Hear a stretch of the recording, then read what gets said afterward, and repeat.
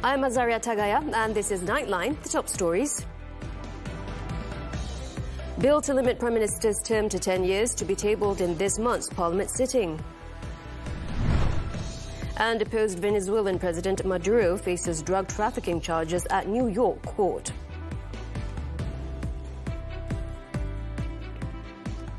Good morning. Dato' Sri Anwar Ibrahim said the government would table a bill in the upcoming Parliament session in January to limit the tenure of the Prime Minister so that it does not exceed 10 years or 2 terms. The Prime Minister said it was among the key institutional reforms to be implemented by the government. Terpakai untuk semua. Kerana kalau diberikan tempoh dalam tempoh itu mampu melaksanakan. Selepas itu elok kita serahkan kepada generasi berikutnya. Ini juga terpakai kepada jabatan Perdana Menteri. Maka kita akan bentangkan undang-undang menghadkan tempoh bagi jawatan Perdana Menteri tidak melebihi 10 tahun atau 2 penggal penuh.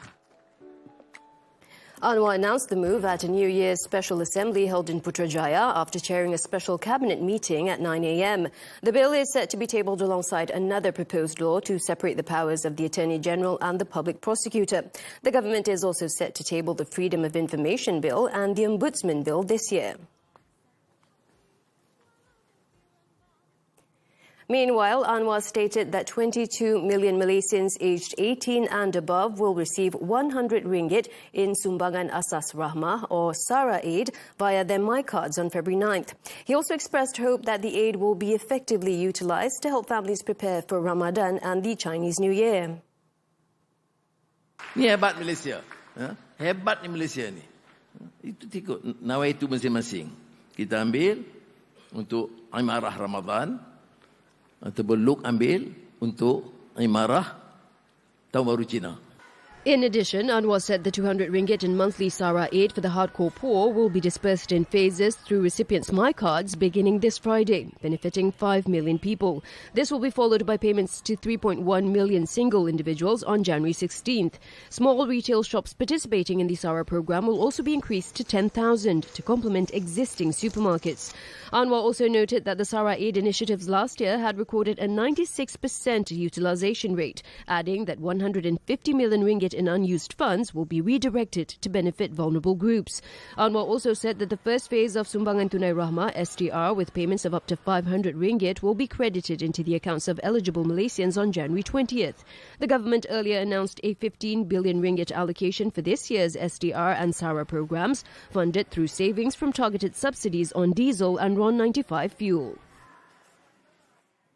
Now, the year 2026 is also special for more than 1.6 million civil servants who will enjoy Phase 2 of their salary adjustment. The move is expected to boost the spirit of civil servants to provide quality and more efficient service to the people. And this is the Prime Minister's message to them in a light-hearted tone. Penjawat awam, jimat sikit belanja.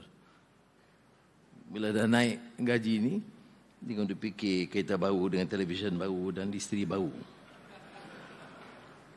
Kerana tahun ini penambahan itu melibatkan kos tambahan keseluruhannya 18 bilion ringgit. Jadi jangan ada orang mengatakan tidak lakukan apa-apa. This year's civil service salary adjustment involves an additional allocation of more than 18 billion ringgit. The Prime Minister also announced that the 150 ringgit early schooling aid will be distributed from January 11th. The assistance for all students from Year 1 to Form 6 is aimed at helping families prepare for the new school year. Tapi kita syaratkan ibu bapa harus pergi ke sekolah. Sebab kadang-kadang ibu bapa nak kena pastikan wang itu dibelanja untuk anak, dan keduanya dia kena dengar daripada guru masalah anak dia. Jangan dia pakai, dia gunakan hanya perwakilan. The government has allocated 800 million ringgit for the initiative, benefiting more than 5.2 million school students nationwide.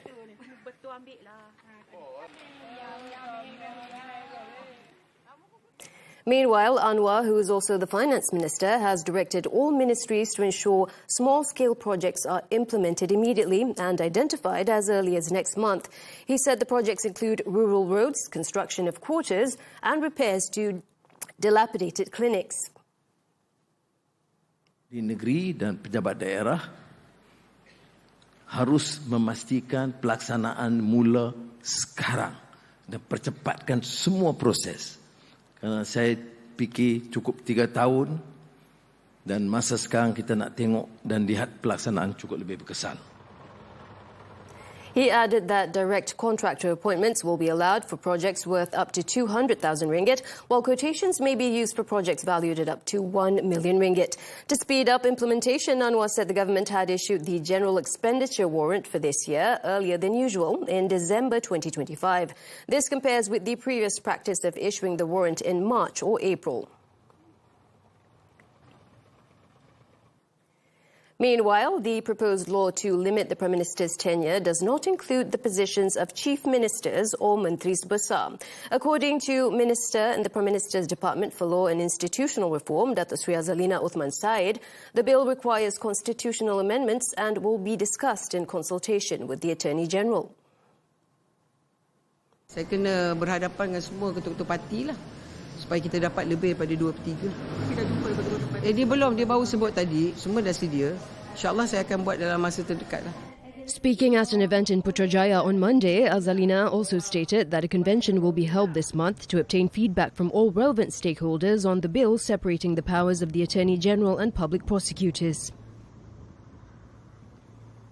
Now, limiting the number of terms a Prime Minister can serve can foster a healthier democracy by promoting leadership rotation, preventing the concentration of power, and encouraging the injection of new ideas into government. Such a measure, according to geostrategist Azmi Hassan, indicates a mature democratic system capable of peaceful transitions of power and strong institutional checks and balances.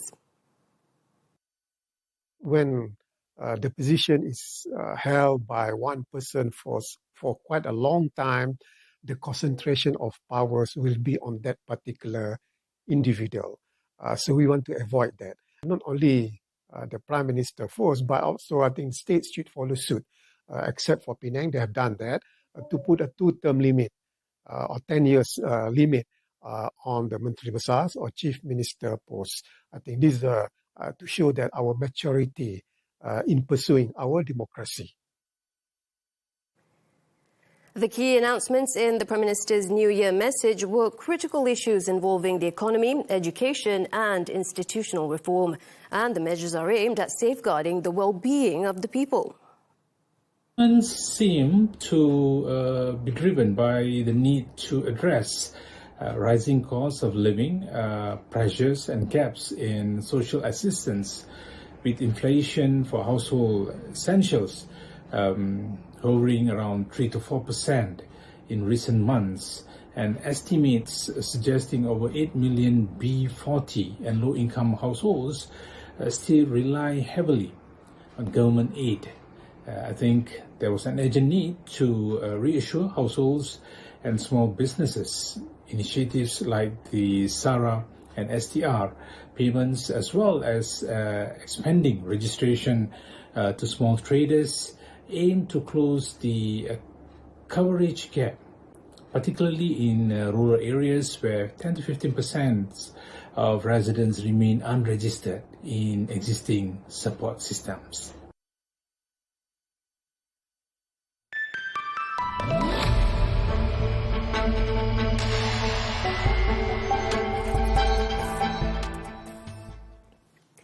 The service tax rate on rentals for micro, small and medium enterprises, MSMEs, have been reduced from 8 to 6% to ease business costs.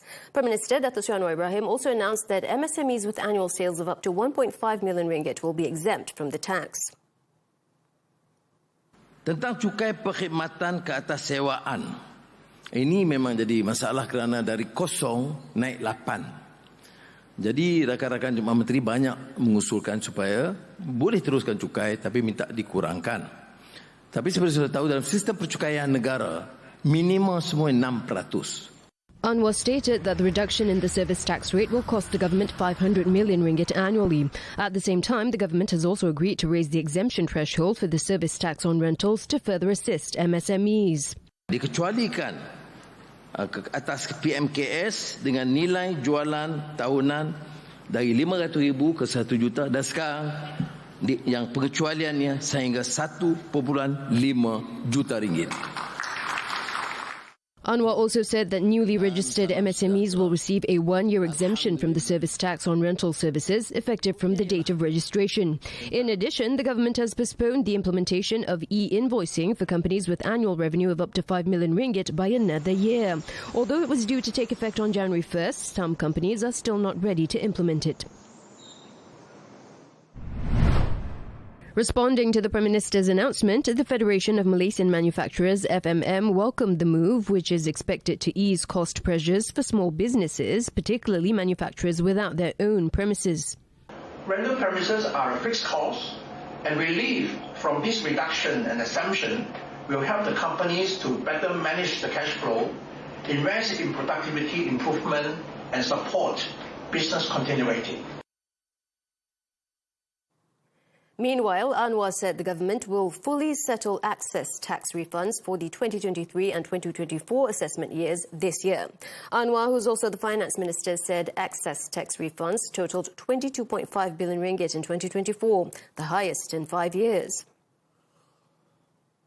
Kita mendengar pandangan kegelisahan rakyat, terutama syarikat kecil. Dia kalau PMKS ni bayar tertunggak 0.5 juta, itu besar bagi dia. Sebab itu kita kena selesaikan. Anwar also said the Inland Revenue Board had successfully resolved some 3.7 million excess tax refund cases in 2025.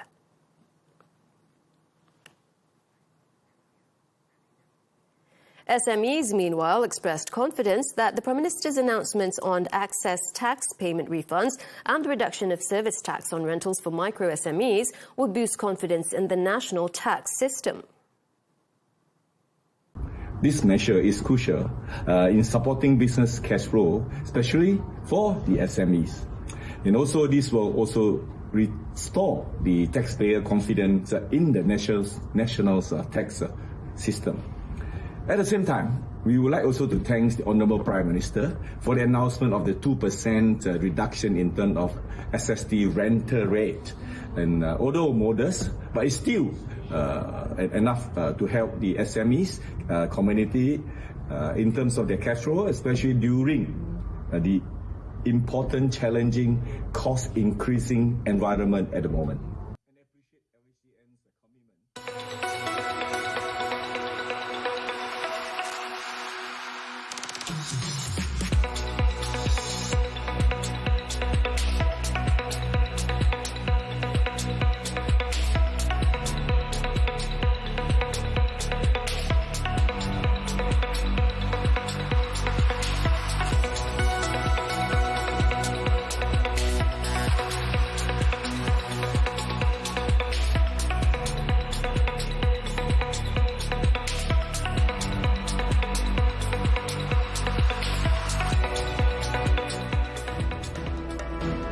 UNISA student killed in crash. More from the local front after this breather. Anak Putri hilang. Putri buat apa kat sini? Weh, ada ego. Look at me while I'm talking to you. Kita bergabung. Meletup.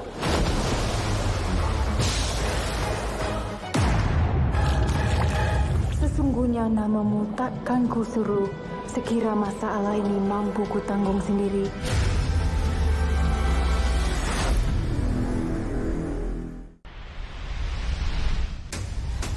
Ia bermula pada 9 September 2015. Tiada sebarang peralatan lain yang kita jumpa di tempat kejadian. Malam tu, mereka telah bawa balik Cimati bersama dengan okti 1 dan okti 2 menaiki motosikal Cimati. Dan B1 terpaksa turun ke dalam laut dan seret Cimati hingga ke tengah.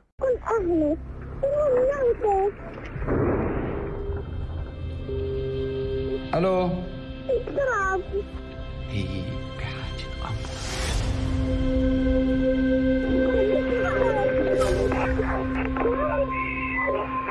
انت شو اسم العيلة؟ شو اسمك الكامل؟ Diangkat dari sebuah kisah benar, Hin Raja, Suara Terakhir, dibawakan 8 Januari 2026. Hey! Ma! Dalang di sebalik rumah lalu. Tak ada bang. Siapa tak ada bang? Kereta mewah jadi tempat sorok dadah. Ini heroin. Topang, dia masuk topang. Kita akan packing semula ni. Kita akan bawa kecil-kecil balik ni. Saksikan 999 Selasa jam 9 malam di TV3 dan stream sekarang melalui Tuntut. Back on Nightline, the Malaysian Anti-Corruption Commission MACC has begun their probe on 26 companies linked to army procurement contracts over allegations of corruption. Sources said the owners of all the companies are also under investigation, and authorities have not ruled out the possibility of remanding them to assist with inquiries.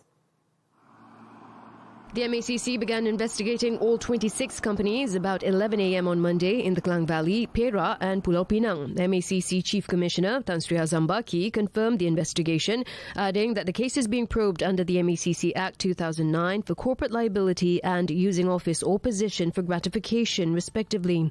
On December 23rd, the MACC visited the Defence Ministry to examine projects carried out through open tender procedures and procurement under the Army's responsibility centres. The following day, the graft busters summoned 3 individuals for questioning related to the case. Meanwhile, the Defence Ministry has ordered the Malaysian Armed Forces to conduct an internal investigation into viral social media allegations. The posts claim unauthorised individuals entered the military camps and that immoral activities occurred on the premises. In a statement, MINDEF said it views the allegations seriously and stressed they do not reflect the culture or values of the armed forces. The ministry said the armed forces are founded on discipline, professionalism and strict adherence to security procedures. If the allegations are found to be true, firm action will be taken without compromise against any party involved. It added that action would be taken in accordance with existing regulations, procedures and laws. MINDEF advised the public not to engage in speculation or make premature conclusions. A student from University Sultan Zainal Abidin, Unizza, died on Monday after her car was rammed by another vehicle believed to have failed to stop at a traffic light along Jalan Kemajuan in Kuala Terengganu. 24-year-old Shakira Hanan Mazli from Johor died on the spot in the 1:38 p.m. incident. The collision happened when the victim was heading towards Jalan Bukit Kecil while the other vehicle was descending a slope near the four-way junction. Initial information indicates that Shakira had made a right turn after the traffic light turned green when her car was struck by the other vehicle driven by a man. Kuala Terengganu Fire and Rescue Department Operations Commander Muhammad Salih Abdullah said it took about 20 minutes to extricate the victim who was trapped in her vehicle. The body was taken to the forensic unit at Sultanah Nur Zahira Hospital for post-mortem. The 32-year-old male driver who sustained serious injuries is being treated at the same hospital. Amorim sacked after 14-month reign. The details when Nightline returns.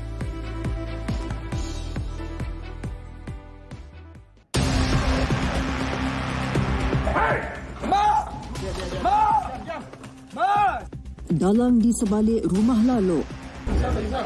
Tak ada bang. Siapa tak ada bang? Kereta mewah jadi tempat sorok dadah. Ini heroin. Topang, dia masuk topang. Kita akan packing semula ni. Kita akan bawa kecil-kecil balik ni. Saksikan 999 Selasa jam 9 malam di TV3 dan stream sekarang melalui Tuntut.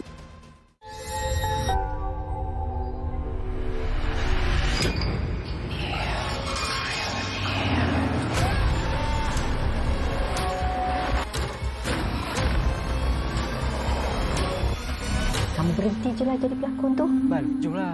Jumpa Sapora. Encik macam pelakon. Pelakon sendu je. Jangan lupa syaratnya. Di setiap malam bulan purnama, kau harus tiduri aku. Jangan jadi Sapora! Buang dia sekarang! Dia tu bukan manusia. Dia tu berperangai syaitan. Aku akan mencari dan terus mencari keturunanmu. Aku simpul matikan kau dan rantap keluar daripada tubuh kau yang tak berguna lagi untukku.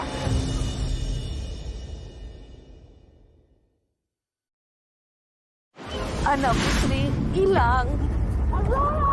Putri buat apa kat sini? Weh, ada ekor. Look at me while I'm talking to you. Kita bergabung. Meletup.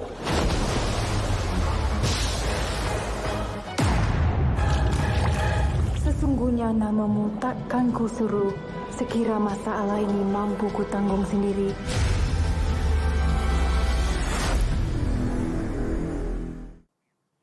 Welcome back. Deposed Venezuelan President Nicolas Maduro is set to make his first appearance Monday in an American courtroom on the narco-terrorism charges the Trump administration used to justify capturing him and bringing him to New York.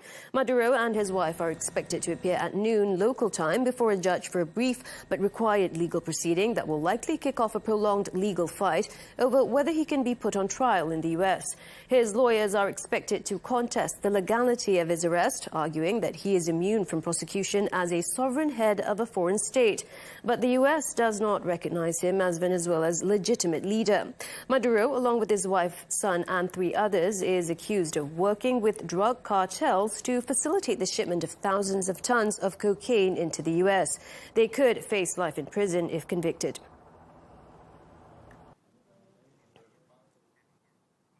Earlier, U.S. President Donald Trump issued a stark warning to Venezuela's acting president, Delcy Rodriguez, saying she would pay a potentially larger price than her former boss, Maduro, if she does not cooperate with Washington.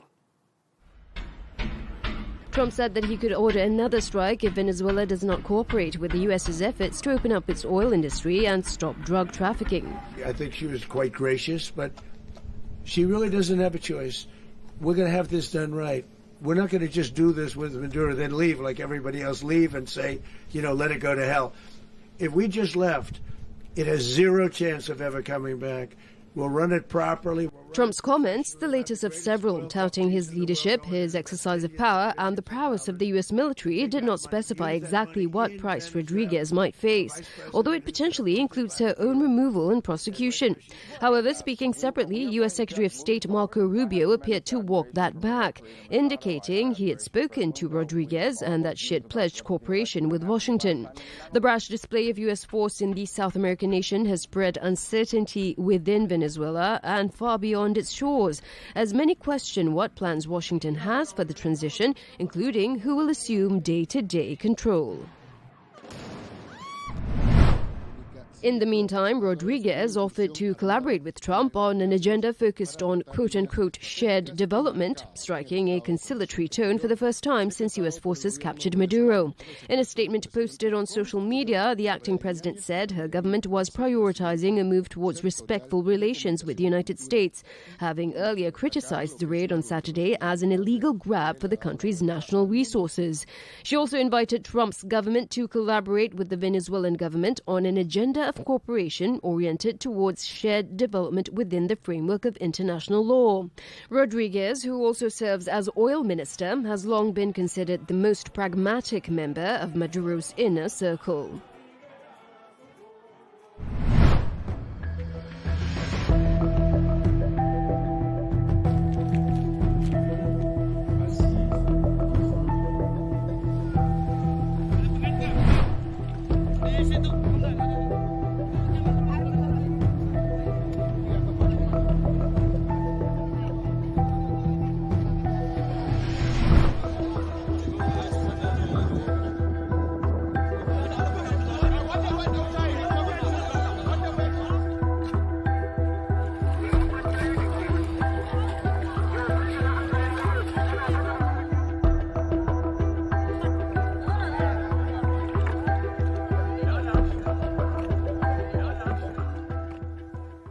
Switching to sports now, Ruben Amorim has been sacked as Manchester United manager 14 months after arriving at Old Trafford.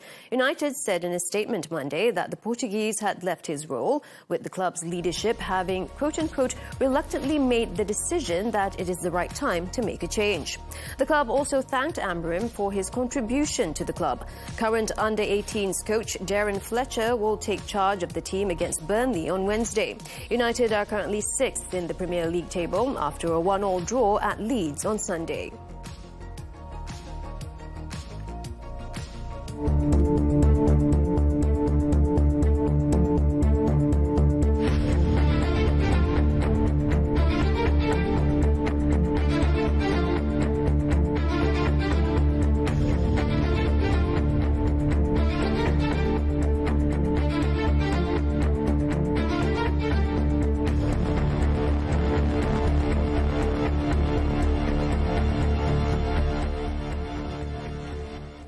Now that's it for us at Nightline. As we wrap, let's take a look at visuals of hundreds of people playing on frozen lake rinks as winter sets in across China's capital of Beijing.